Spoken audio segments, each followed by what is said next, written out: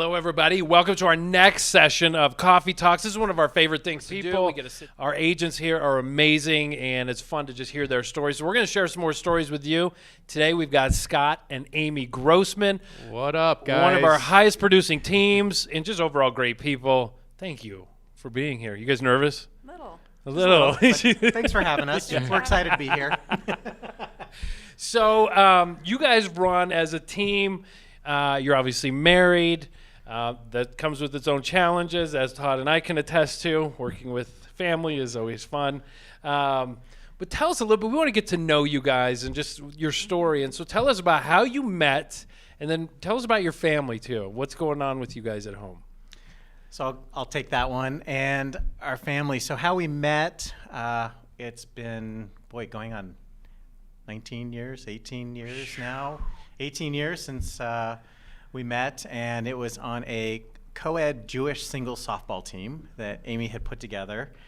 And I joined in the second season, and we met, and it was kind of all history from there. It was a really interesting situation, though, because with that softball team, there were several marriages that came from it. Really? Yeah. So you're like Cupid, Right, softball Cupid. There we go. That's it. Tell us about your kids. I want to hear about the kids. So we have two kids. Shayna will be 15 next month, and we've started driver's education. So good luck that's to you. a whole different time in our life now that we're experiencing more gray hairs or less hair maybe is what's happening with that. And we have Ben, who is 11. And he is into everything Apple.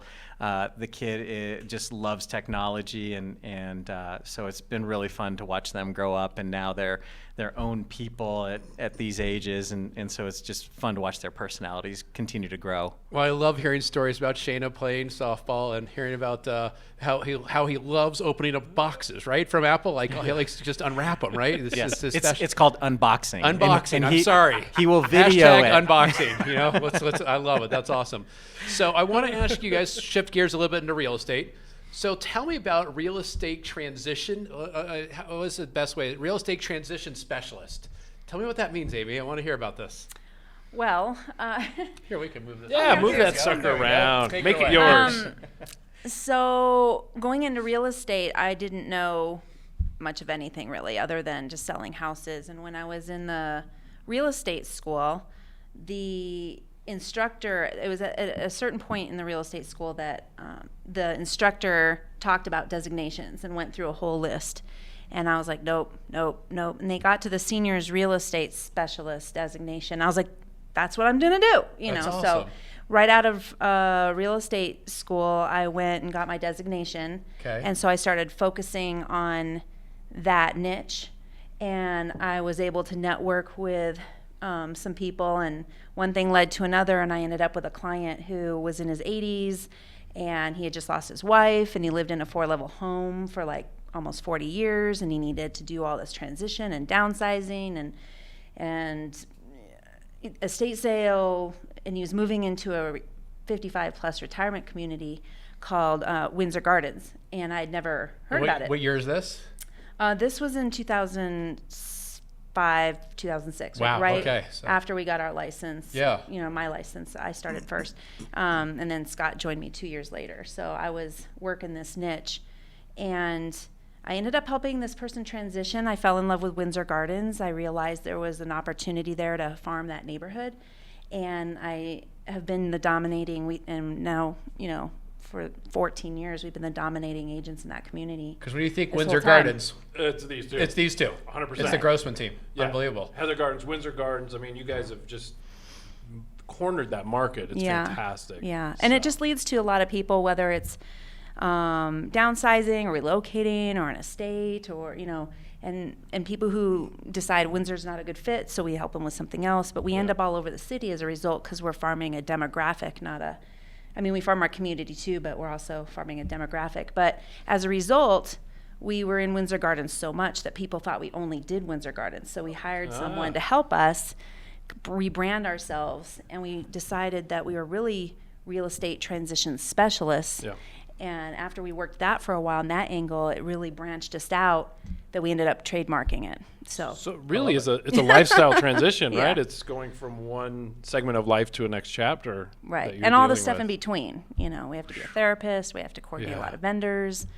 A lot of people are stuck in their home and they don't know how to get out. So, It's so that's cool. what we do. Yeah, it's an honorable thing, and I just always, and I've expressed this to you guys how thankful I am that you take care of this market, because they're not always taken care of. Right. They're a lot of times taken advantage of. So you guys do it the right way. It's so fantastic. So in this business model that's a little bit untraditional, if you will, there's obviously some stumbling points and roadblocks that you run into. What are some of the things that you find, and then how do you get through those? How do you bust through? Scott, take it away. So formal. There you go. My turn So now. all right, Yes. Here we go. Hurdle. We don't. There's No hurdles at all. everything's easy It's with real perfect, estate. right? Everything can get solved in a half-hour TV show. Sure. It works out well. One of our most interesting things. So as Amy mentioned, we were working in Windsor Gardens. Well, when we started 2005, 6, 7, 8. Well, we know what happened right after that was the market went down. Yeah. All of a sudden, we're selling condos that are worth $30,000, $40,000, $50,000, $60,000, and had 2 little kids at home. And I don't know if any of you have kids, but ours like to eat multiple times a day, and so we had to kind of figure out how to feed them. And so because of that, we ended up working and having to do a large number of transactions. And so we did that, and not only was a large number of transactions, but what was interesting is a lot of times we're dealing with heirs to property.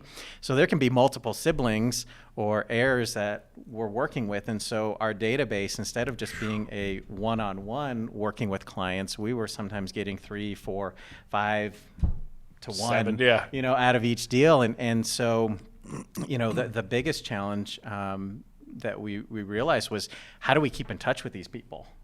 And how do we make time for them? We like to be able to spend one-on-one time with them, but that wasn't always possible. Right. So what do we do? And so, that's where we've really worked on, coming up with an annual plan of how do we get out, how do we talk to these people, how do we keep in touch with them, have events with them to show appreciation. And it's just always so much fun to be able to go out to these events and, have 50, 75 people show up that we've been fortunate enough to help and to reconnect with them and keep in touch with them over time. So while it's a challenge, there's tremendous opportunity too.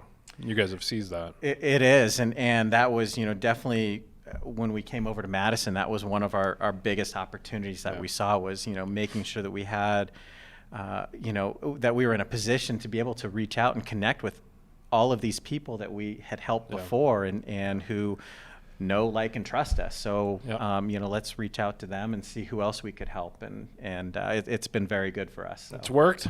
So, yeah, thank Working. goodness. Yeah. Sometimes we get lucky, right? So one of my favorite stories is how you guys held a class about antennas shifting or something like that.